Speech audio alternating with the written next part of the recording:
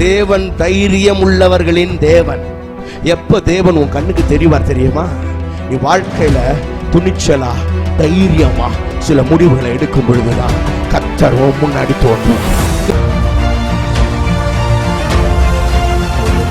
திருவாசன தந்தையில நெருங்கி சேருகிற தைரியம் எதனாலே உண்டானது என்றால், தேவன் அன்பானவர் என்பதை சிங்காசனத்தை விட்டு இறங்கி சிலுவைக்கு வந்து மரித்து, மகனே நீ கிட்ட வா, நான் உன் மேல அவ்வளவு அன்பா இருக்கிறேன் அப்படின்னு ஆண்டவர் அந்த வழியை திறந்து காண்பித்ததுனால அவருக்கு என்ன கெப்பாசிட்டி இருக்கு, உன்னை கொண்டு அவரால் என்ன செய்ய முடியும் அப்படின்றத வச்சுதான் தேவன் உன்னை பார்க்கிறாரு. நீ நோக்கி பார்க்காத காலங்களில் அவர் உன்மேல் கண்ணோக்கமா இருக்கிறார். காரணம் என்ன தெரியுமா?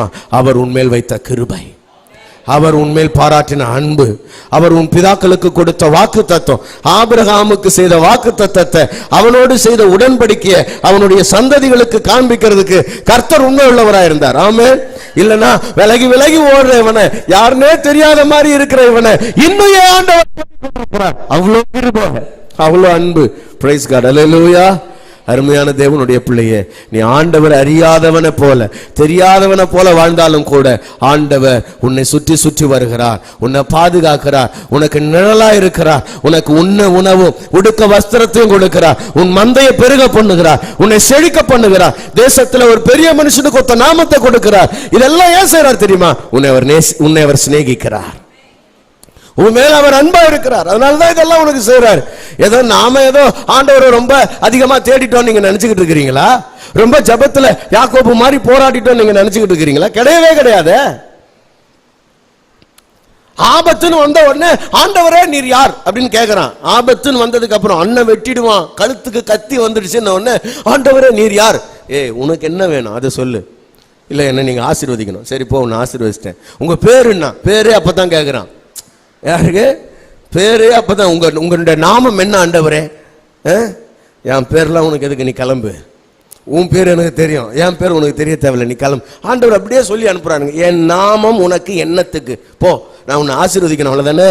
ஆசீர்வதிச்சிட்டேன். இப்போதைக்கு அண்ணன் கையில இருந்து நீ தப்பிக்கணும், அவ்வளவுதானே? உனக்கு ஆபத்து வந்ததுனால என் காலை பிடிச்சிருக்கிற, உனக்கு பிரச்சனை வந்ததுனால என்ன தேடி இருக்கிற, இல்லைன்னா நீ என்ன தேடுவியா?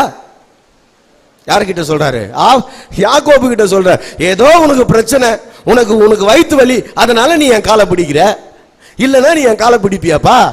உனக்கு நீ எவ்வளவு பிஸியான ஆளு, நீ ஆடு மாடுகளோட சுத்துறதுக்கே உனக்கு டைம் இருக்காது, உன் மனைவி மாற பாக்குறதுக்கே உனக்கு டைம் பத்தாது, உன் பிள்ளைங்களுடைய பஞ்சாயத்தை சரி பண்றதுக்கே உனக்கு டைம் பத்தாது. ஏதோ எனக்கு பிரச்சனை உடனே ஆண்டவருடைய சமூகத்தை தேடி வந்துட்ட, அதனால சும்மா பேரெல்லாம் கேட்டுக்கிட்டு இருக்காத, உன்னை ஆசீர்வதிக்கணும், நான் ஆசீர்வதிக்கிறேன் போ அப்படின்னு சொல்லி அனுப்புறாரு.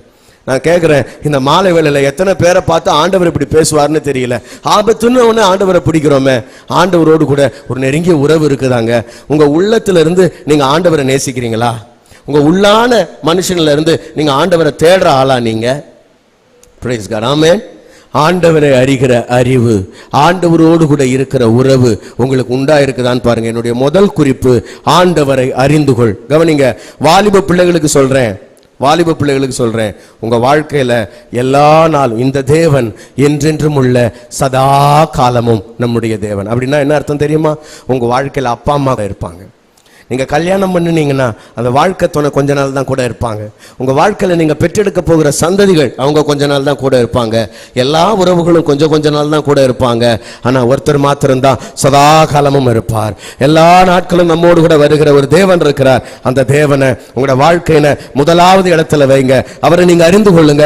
ஆண்டவரே, நீர் என்னுடைய தேவன், உம்மை நான் அறிந்திருக்கிறேன், நீங்க தான் என்னுடைய தேவன், நீர் என்னுடைய முற்பிதாக்களுடைய தேவன், நீர் என்னுடைய தேவன், நீர் ஆபிரகாமுக்கு தேவன், ஈசாக்குக்கு தேவன், எனக்கும் நீங்க தான் ஆண்டவரே தேவன் அப்படின்றத நீங்க உங்க வாழ்க்கையில அறிந்து கொள்ளுங்க. அது ரொம்ப முக்கியமானது. அவரை அறியாம இருக்காதீங்க, அவரை யாரோ மாதிரி தேர்ட் பர்சனா வைக்காதீங்க.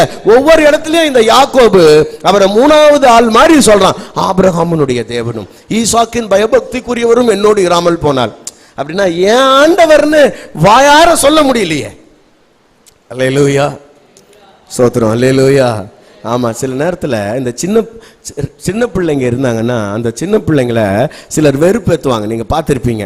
இந்த பிள்ளைங்க குழந்தையா இருக்கும்போது இது எங்க அம்மா அப்படின்னா பிள்ளைங்களுக்கு கோவம் வரும், இது எங்க அப்பா அப்படின்னா பிள்ளைங்களுக்கு என்ன பண்ணும்? கோவரம். அது என்ன அப்படி சொல்றது, அது எங்க அம்மா அப்படின்னு போய் உக்காருங்க அந்த இடத்துல. இது ஏன் பொம்மன் பிடுங்கி வைக்கும் பார்த்திருக்கீங்களா? அது ஒரு உரிமை பாராட்டல் இல்லையா? அது என்னுடையதுன்ற சொந்தம் பாராட்டுறது. ஆனா கர்த்தர் விஷயத்துல நீங்க எத்தனை பேர் இந்த கர்த்தர் என்னுடையவர்? ஹல்லேலூயா. ஆமா, அவர் என்னுடையவர், நான் அவருடையவள்.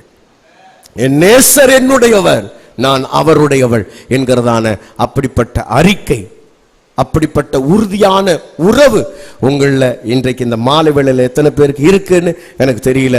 அப்படி இல்லைன்னா அப்படிப்பட்ட உறவுக்குள்ள நீங்க வாங்க. அது ஆண்டவர் விரும்புகிறார். ஆமென்.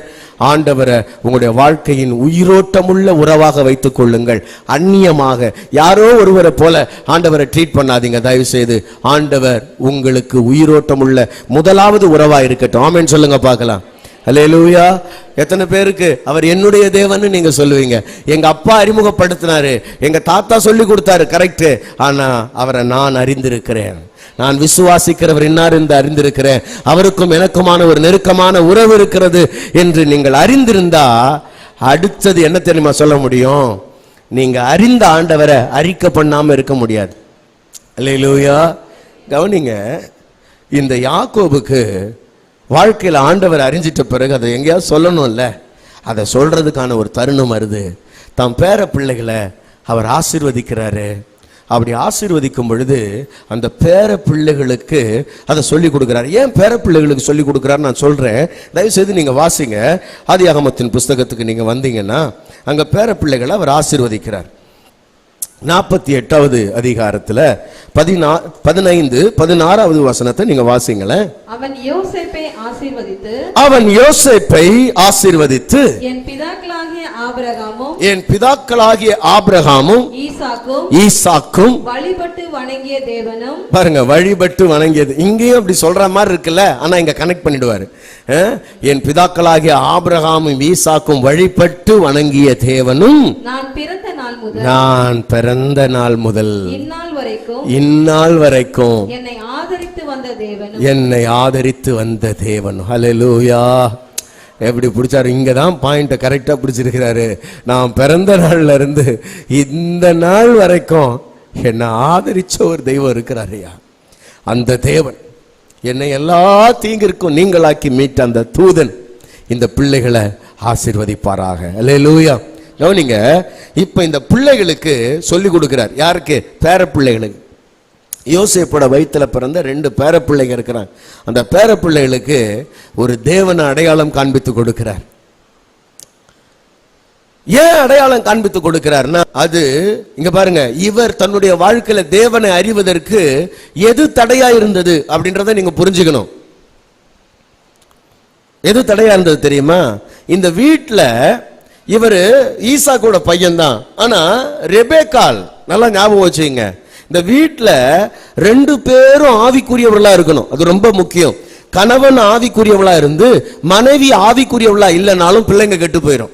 இல்லைன்னா மனைவி ஆவிக்குரியவளா இருந்து கணவன் ஆவிக்குரியவளா இல்லைனாலும் பிள்ளைகள் கொஞ்சம் கெட்டு போறதுக்கு வாய்ப்பு இருக்கு. மேக்சிமம் மனைவி ஆவிக்குரியவளா இருந்துட்டா ரொம்ப பாதுகாப்பது. Praise God. ஹல்லேலூயா. சத்தமா சொல்ல மாட்டீங்களே? இப்ப ஈசாக்கு அளவுக்கு ரெபேக்காள் ஸ்பிரிச்சுவல் இல்ல. எப்படி சொல்றீங்க? ஏன்னா ரெபேக்காள் வளர்த்த பிள்ளை தான் யாக்கோபு. அப்படி வளர்த்திருந்தா அந்த பிள்ளைக்கு கர்த்தர் யாருன்னு சொல்லி கொடுத்திருந்தா இவன் சொல்ல மாட்டான் உம்முடைய தேவனாகிய கர்த்தர்னு. இவன் என்ன பண்ண மாட்டானா, அப்பா கிட்ட போய் சொல்ல மாட்டான். நல்லா கவனிங்க, அவ சீரியா தேசத்திலிருந்து வந்தவ. அதனால அந்த சீரியா தேசத்தினுடைய விக்கிரக ஆராதனைகளாகிய பல பழக்க வழக்கங்கள் அவங்க குடும்பத்தில் இருந்தது. இப்ப இங்க ஈசாக்க திருமணம் முடிச்சு வந்ததுனால அவன் விக்கிரகாராதனைலாம் செய்யலனாலும் இந்த கர்த்தரை பற்றி அந்த அளவுக்கு ரொம்ப தெரியல. அப்படி தெரியாததுனால தன்னுடைய பிள்ளைகளுக்கு அதிகமா சொல்லி கொடுத்து வளர்க்க முடியல. நல்லா கவனிங்க, பெற்றோர்கள் உங்க பிள்ளைகளுக்கு கர்த்தரை சொல்லி கொடுத்து வளர்க்குறீங்களாமா? கர்த்தரை உங்க வாழ்க்கையில நீங்க அறிஞ்சிருக்கீங்களா? அறிஞ்சு அவங்களுக்கு சொல்லி கொடுக்கிற அளவுக்கு உங்களுக்கு தெரியுமா? அப்படி தெரியாதனால தான் இந்த யாக்கோபு அப்படி கேட்டான். தேவனை அறிந்து கொள்றதுக்கு அவனுக்கு அவ்வளவு நாளாச்சு. இப்ப இவங்க எங்க வந்து வாழ்றாங்கன்னா எகிப்துல வந்து வாழ்றாங்க. எகிப்துல விக்கிரக ஆராதனைகள் நிறைந்த தேசம், பல அருவருப்பான விக்கிரகங்களை வழிபாடு செய்கிற அந்த உலகம். இப்ப யோசேப்பு அங்க இருக்கிறாரு. யோசேப்பு தேசத்துக்கு அதிபதியா இருக்கிறாரு. அவர் கல்யாணம் பண்ணி இருக்கிற அந்த பொண்ணு இருக்கிறாள்ல, அவ அந்த ஊர்க்காரி, அவளுக்கும் கர்த்தரை தெரியாது. யோசேப்புக்கு கர்த்தரை தெரியும், ஆனா யோசேப்போட மனைவிக்கு யாரும் தெரியாது, கர்த்தரை தெரியாதுங்க. கர்த்தரை தெரியாது, அவ ஒரு எகிப்து தேசத்து பெண்ணு. அதனால இப்ப யாக்கோபு சொல்றாரு, எப்பா இந்த பேர பிள்ளைகளை பார்த்து சொல்றாரு. ஏன்னா இந்த பேர பிள்ளைகள் எகிப்தினுடைய வசதியான வாழ்க்கையில வாழ்றாங்க. அவங்க அப்பா யோசேப்பு தேசத்துக்கு அதிபதியா இருக்கிறாரு. வாழ்க்கையில சாப்பாட்டுக்கு பஞ்சம் இல்ல, துணிமணிக்கு பஞ்சம் இல்ல, போக்குவரத்துக்கு பஞ்சம் இல்ல, எல்லாம் அவங்களுடைய வாழ்க்கையில இருக்குது. ஆனா இப்ப அவங்க வாழ்க்கைக்கு தேவை யார் தெரியுமா? கர்த்தர். அவங்க வாழ்க்கையில குறைவுன்னு ஒண்ணு இருந்தா கர்த்தர் தான் குறைவா இருக்கிறாரு. அந்த பிள்ளைகளுக்கு சொல்லி கொடுக்கிறாரு, என்னுடைய முற்பிதாக்கள் வழிபட்டு வணங்கிய ஒரு தேவன் இருக்கிறாருப்பா. அந்த தேவனும் நாம் பிறந்த நாள்ல இருந்து இன்னைக்கு உங்க முன்னாடி நிக்கிறனே, தாத்தாவுக்கு வயசாயிடுச்சே, நிக்கிறதுக்கு பலன் இல்லையே, என் கால்கள்லாம் தளர்ந்து போயிடுச்சே, இந்த நாள் வரைக்கும் என்னை ஆதரிச்ச ஒரு தெய்வம் இருக்கிறாருப்பா. அந்த தெய்வம் உங்களை பாதுகாக்கட்டும். என்னை எல்லா தீங்கிற்கும் நீங்களாக்கி மீட்டாரு. அவர் சொல்லும் போது அதுக்குள்ள பெரிய சாட்சி இருக்கு. எப்படின்னா, என் வாழ்க்கையில எனக்கு 20 வயசுல எங்க அண்ணனை நான் ஏமாத்தினேன். பிறகு 40 வயசுல எங்க அண்ணனுக்கு எனக்கு ஒரு பெரிய பிரச்சனை வந்தது. அங்க ஆரம்பிச்சு 40 வயசுல எங்க அண்ணனுக்கு பயந்து உயிரை கையில பிடிச்சிக்கிட்டு போனேன். அன்னைக்கு அவர் என்ன எங்க அண்ணன் கையில இருந்து காப்பாத்தினார். அப்புறம் அங்க எங்க மாமனார் வீட்டுக்கு ஓடி அங்க ஒரு 20 வருஷம் ஓடிச்சு.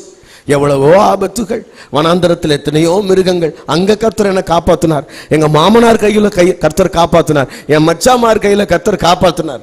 அங்க இருந்து வந்தா சீகேமின் மனுஷர் ஊரே என்ன துரத்துச்சுப்பா.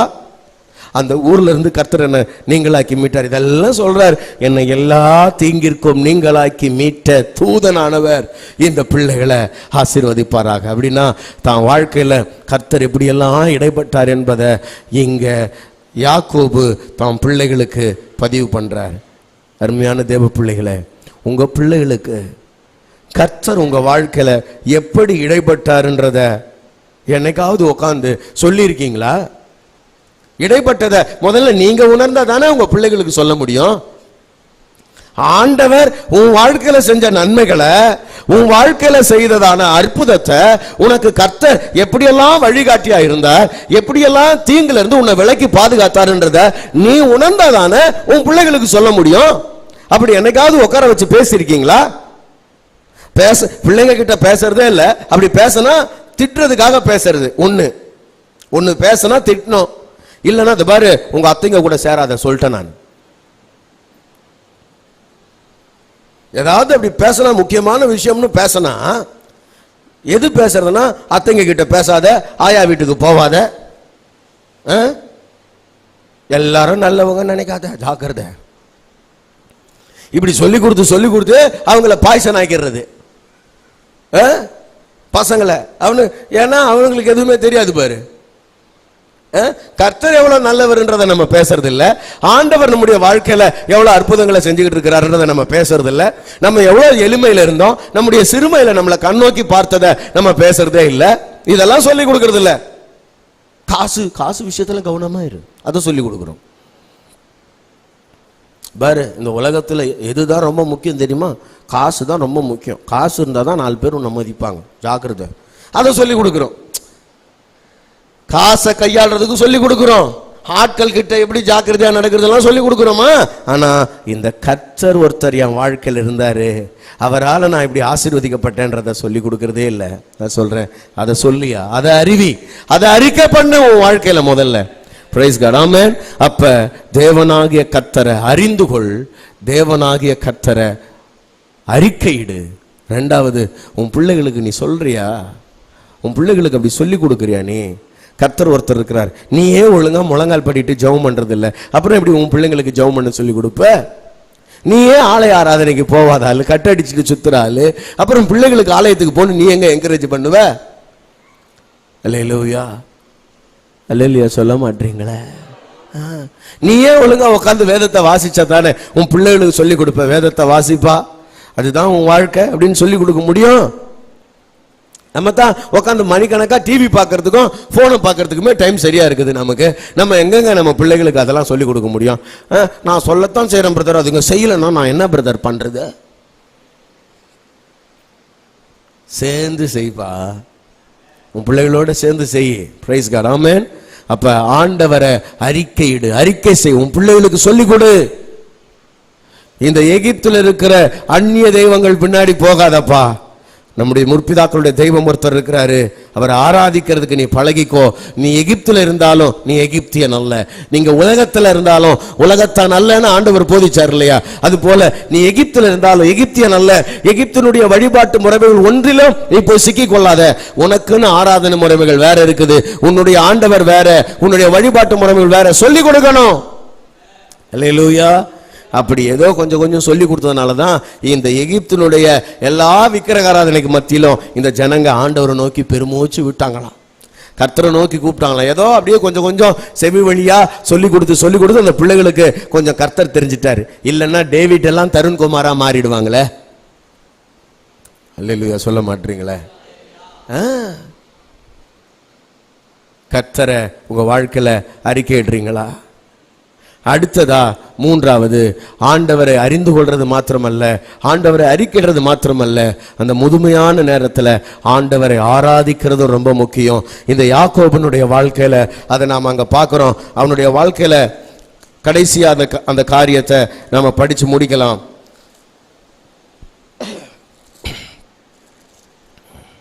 47வது வசனம், 47வது அதிகாரம் 30-31. நான் என் பிதாக்களோட படுத்துக்கொள்ள வேண்டும், நான் என் பிதாக்களோடு படுத்துக்கொள்ள வேண்டும். ஆகையால் நீ என்னை எகிப்திலிருந்து எடுத்துக்கொண்டு போய் அவர்களை அடக்கம் பண்ணி இருக்கிற நிலத்திலே என்னையும் அடக்கம் பண்ணு என்றான். என்னையும் அடக்கம் பண்ணு. இந்த யாக்கோபு வயசாயிருச்சு. அதாவது நம்ம ஊர்ல சொல்லுவோம்ல, சாவ பொழைக்க கிடக்குது, அந்த மாதிரி சாவ பொழைக்க கிடக்குது. இப்போவோ அப்போவோன்னு சொல்லி இழுத்துக்கிட்டு இருக்குது.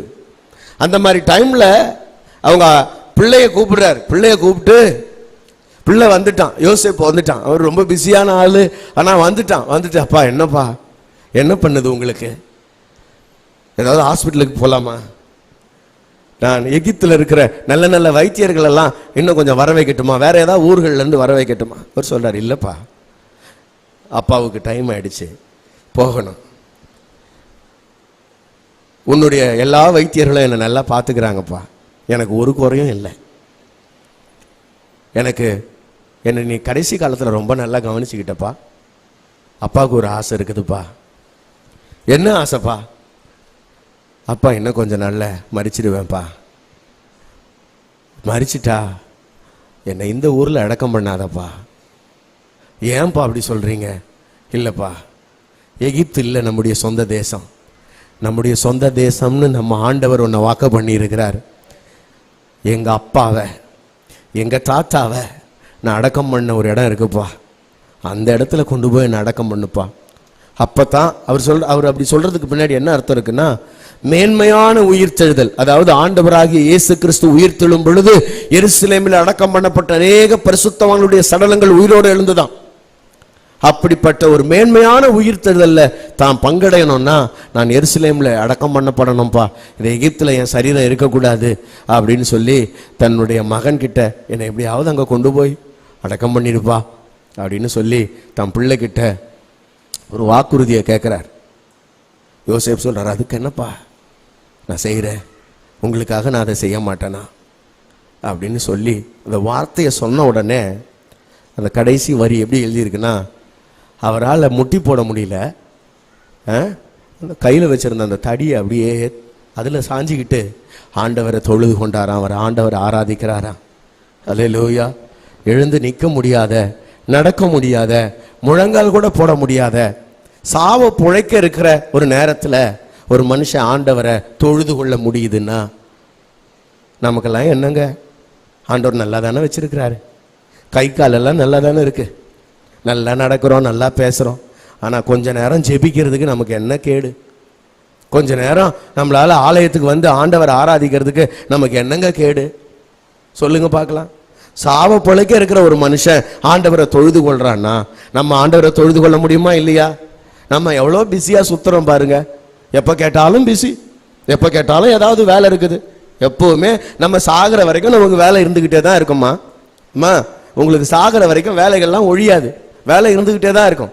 அதுக்கு நடுவில் தான் ஆண்டவரை தேடணுமா? பலன் இருக்கும் போதே ஆண்டவரை தேடுங்க. கண் இருக்கும் போதே பைபிள் எல்லாம் படிங்க. நல்லா முழங்கால் படிடுறதுக்கு திராணி இருக்கும் போதே நல்லா முழங்கால் படிட்டு ஜெபம் பண்ணுங்க. அல்லேலூயா. ஆமா, சரீரத்துல கொஞ்சம் பலன் இருக்கும் போதே ஓடி ஓடி எதையாவது ஆண்டவருக்காக செய்யணும்னு நினைக்கணும்பா. பலன் இருக்கும் போதே அதெல்லாம் செஞ்சிருங்க. பலன் இருக்கும் போதே நல்ல ஆண்டவர் திடகாத்திரமா நம்மளை வச்சிருக்கும் பொழுதே ஜெபிக்க, வேதம் வாசிக்க, ஆராதிக்க, ஆலயத்துக்கு போக, ஆண்டவருக்காக ஏதாவது ஊழியம் செய்ய நீங்க உங்களை ஒப்பு கொடுத்துருங்க.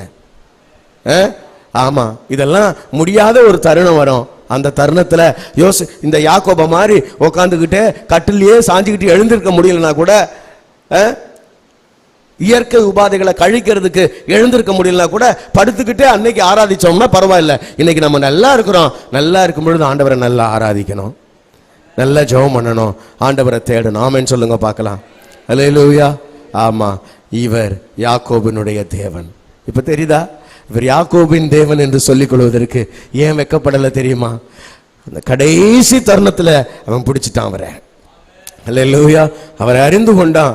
அறிந்து கொண்டு நன்றியோட சொல்றான், என்னை ஆதரிச்சதே அவர் தான்யா. நான் பிறந்த நாள்ல இருந்து இந்த நாள் வரைக்கும் என்னை ஆதரிச்சது அவர் தான். அவர் இல்லாம வேற யாரும் என்னை ஆதரிக்கல. என்னை எல்லா தீங்கிற்கும் நீங்களாக்கி மீட்டது அவர் தான். அவன் பார்க்கிறவங்க கிட்ட எல்லாம் சொல்றான், தான் பேர பிள்ளைங்க கிட்ட எல்லாம் சொல்றான். அதனால எவ்வளோ நாளா இந்த ஆண்டவரை சேவிக்காம விட்டுட்டோமேன்னு சொல்லி கடைசி நிமிஷத்துல கூட ஆண்டவர் ஆராதிக்கிறதுக்கு தன்னை ஒப்பு கொடுக்கிறான். அப்படிப்பட்ட ஒரு யாக்கோபினுடைய தேவன். Praise God. ஆமென். அதனாலதான் இந்த யாக்கோபின் தேவன் என்று சொல்லிக் கொள்வதற்கு அவர் வெட்கப்படல.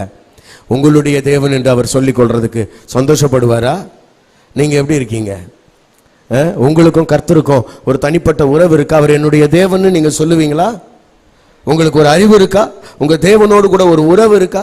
அந்த தேவனை நீங்க அறிக்கையிடுறீங்களா? உங்க சந்ததிக்கு, அடுத்த தலைமுறைகளுக்கு நீங்கள் அறிவிக்கிற ஒரு அனுபவம் இருக்கா? அந்த தேவனை ஆராதிக்கிற ஒரு அனுபவம் இருக்கா? எல்லாரும் எழுந்து நிற்போம், ஆண்டவரை நோக்கி பார்க்கலாம். எல்லாரும் எழுந்து நின்று பிரைஸ் தி லார்ட். எல்லாரும் ஆண்டவருடைய கரத்தில் ஒப்பு கொடுத்து, ஆபிரகாமின் தேவன் அவர், ஈசாக்கின் தேவன், யாக்கோபின் தேவன் அவர் நம்முடைய அவர், ஈசாக்கின் தேவன், யாக்கோபின் தேவன் அவர் என்னுடைய தேவன். மலைகள் எல்லாம் வழிகளாக்குவார், நம் பாதையெல்லாம் செவ்வையாக்குவார். மலைகள் எல்லாம் வழிகளாக்குவார், நம் பாதையெல்லாம் செவ்வையாக்குவார். பெரிய பர்வதமே எம்மா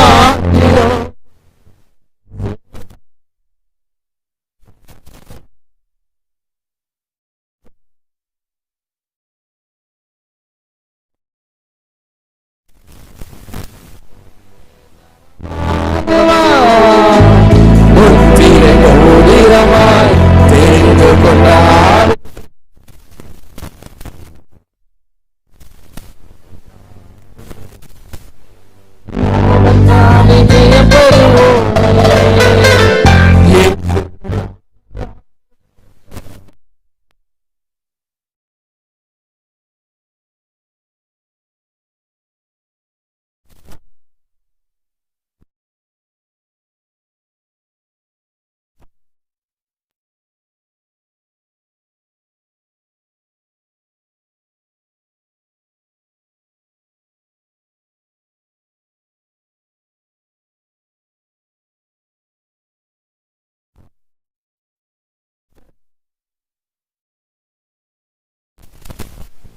வழிகளா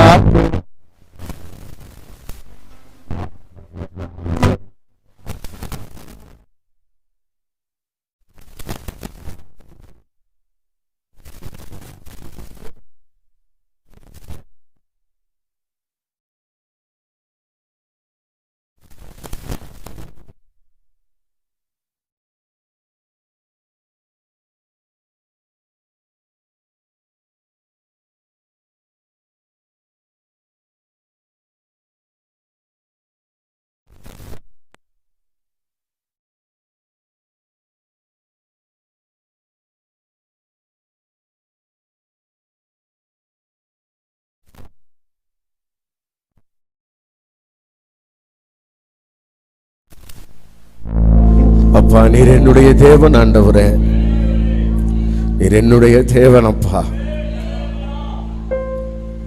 நீர் என்னுடையவர், நீர் எனக்கு சொந்தம் ஆண்டவரே. நீங்க என் வாழ்க்கையில நீங்க எங்க அப்பாவுக்கோ அம்மாவுக்கோ தேவனா இருந்திருக்கலாம். ஆனா அதை விட நான் உம்மோடு கூட நெருங்கி இருக்கிறேன்ப்பா. ஒரு வசனத்தை எடுத்து வாசிக்கலாமா? ஒரு வசனத்தை எடுத்து வாசிங்களேன். இப்படி சொல்லிக்கிட்டே வந்த யாக்கோபு ஒரு டைம்ல அவர் எப்படி ஆசீர்வதிக்கப்படுறாரு அப்படின்றத ஆதியாகமம் 49ஆம் அதிகாரத்துல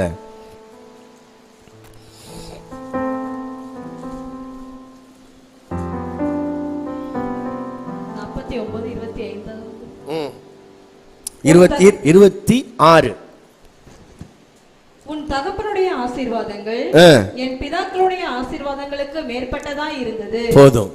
உன் தகப்பனுடைய ஆசீர்வாதங்கள் அவன் பிதாக்களுடைய ஆசீர்வாதங்களுக்கு அவனை விளங்குச்சா உங்களுக்கு? ஆபிரகாம் பெற்றதை விட, ஈசாக்கு பெற்றதை விட அதிகமான ஆசீர்வாதத்தை அனுபவிச்சது நான் தான்டா. என் பிதாக்கள் பெற்றதை விட அதிகமானதை நான் பெற்று இருக்கிறேன் அப்படின்னு அவன் தன்னுடைய வாழ்க்கையில சொல்றான். உன் தகப்பனுடைய ஆசீர்வாதம் உன் பிதாக்களுடைய ஆசீர்வாதத்திற்கு மேற்பட்டதா இருந்தது. அப்படிப்பட்ட மேலான ஆசீர்வாதத்தை யாக்கோபு பெற்றுக்கொள்வதற்கு காரணம் அவரை அறிந்து கொண்டான், அவரை அறிக்கை செய்தான், அவரை ஆராதித்தான். இன்றைக்கு இந்த மாலை வேளையில நீ அறிந்திருக்கிறாயா? அவரை உன்னுடைய சந்ததிக்கு அறிக்கை செய்வதற்கு உனக்கு முடியுமா? எல்லா நிலையிலேயும் அவரை ஆராதிக்க உன்னை அர்ப்பணித்திருக்கிறாயா? ஆண்டவருடைய கரங்களை ஒப்பு கொடுக்கலாமா? நீ பிதாக்களை விட மேலான ஆசீர்வாதத்தை பெறணும்னு நினைச்சேன்னா, எங்க அப்பா அம்மாவை விட நான் ஒரு படி மேல இருக்கணும்னு விரும்பினேன்னா, இந்த தெய்வத்தை பிடிச்சிக்கப்பா, இந்த தெய்வத்தை பிடிச்சிக்க. அவரால் தான் அது ஆகும்.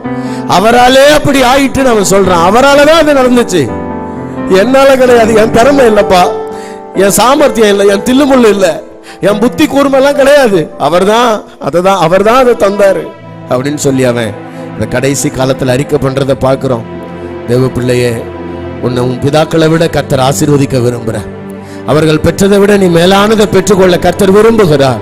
அப்படிப்பட்ட ஆசீர்வாதம் வேணும்னா அவரை அறிந்து கொள், அவரை அறிக்கை செய், அவருக்கே ஆராதனையை செலுத்து. கிருபையுள்ள தெய்வமே, இந்த நல்ல மாலை வேளைக்காய் நன்றி. இந்த தயவுள்ள கரத்தில் ஒப்பு கொடுக்கிறேன்ப்பா. யாக்கோபுக்கு நீர் தேவனாய் இருந்தீரே, எங்களுக்கும் நீர் தேவனாய் இருங்கப்பா. நீர் எங்களுடைய தேவன் என்று சொல்லிக்கொள்ள ஆண்டவரே நாங்கள் உரிமை உள்ளவர்களாக, அதை உற்சாகத்தோடு எல்லா இடங்களிலும் சொல்ல அதற்கு தகுதி உள்ளவர்களாய் கர்த்தரங்களை மாற்றும் ஆசீர்வாதியும். அதை தயங்காமல் அறிக்கை செய்ய கர்த்தரங்களுக்கு உதவி செய்யும். கர்த்தர் தான்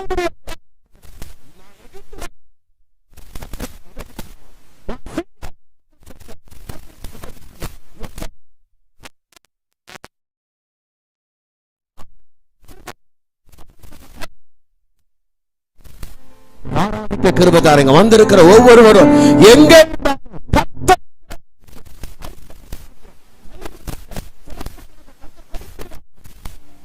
எங்கேயும் மறைந்து ஒளிந்து வாழ ஆண்டவரே, நம்முடைய பிள்ளைகளுக்கு அப்படிப்பட்ட தர்ம சங்கடமான சூழலிலிருந்து வெளியில கர்த்தர் ஆசீர்வதியும். உங்க நாமத்தை மகிமைப்படுத்தும். ஒவ்வொரு மேலும் நம்முடைய கிருபை தங்கி இருக்கட்டும். அப்பா, இந்த வாரத்தின் மையத்தில் நம்முடைய பிள்ளைகளை நாங்கள் ஆசீர்வதிக்கிறோம். பரிபூர்ண நன்மை கட்டளையிடுவீராக. ஆண்டவரே, நம்முடைய பிள்ளையுடைய தேவைகளை சந்திப்பீராக. குடும்பத்திலே சமாதானத்தை எதிர்பார்த்து வந்திருக்கிற பிள்ளைகளுக்காக ஜெபிக்கிறேன். கர்த்தர் சமாதானத்தை கட்டளையிடுவீராக. இந்த தேவன் என்றென்றும் உள்ள சதா காலமும் என்னுடைய தேவன் ஆண்டவரே. நாங்கள் நம்பினவர்கள் எங்களை விட்டு போகலாம், நாங்கள் நேசித்தவர்கள் எங்களை விட்டு விலகலாம், ஆனால் கர்த்தர் எங்களோடு கூட எப்பொழுதும் இருக்கிறவர். நீர் உங்களுடைய பிள்ளைகளோடு கூட இந்த ஆசீர்வாதத்தை நடத்துவீரால். கிருபையுள்ள கரத்தில் ஒப்பு கொடுக்கிறேன். உங்க நாமத்தை மகிமைப்படுத்தும். இயேசு கிறிஸ்துவின் மூலம் ஜெபிக்கிறோம் நல்ல பிதாவே, ஆமென். ஆராதனை நேரங்கள்: ஞாயிறு காலை 7 மணி, மாலை 6:30 மணி. எங்களை தொடர்பு கொள்ள வேண்டிய தொலைபேசி எண்கள் 92-831-606662, 98-406-7255. எங்களை தொடர்பு கொள்ள வேண்டிய முகவரி: அகாபே சபை, எண் 189, EH ரோட், கொருக்குப்பேட்டை, சென்னை 6,21,000.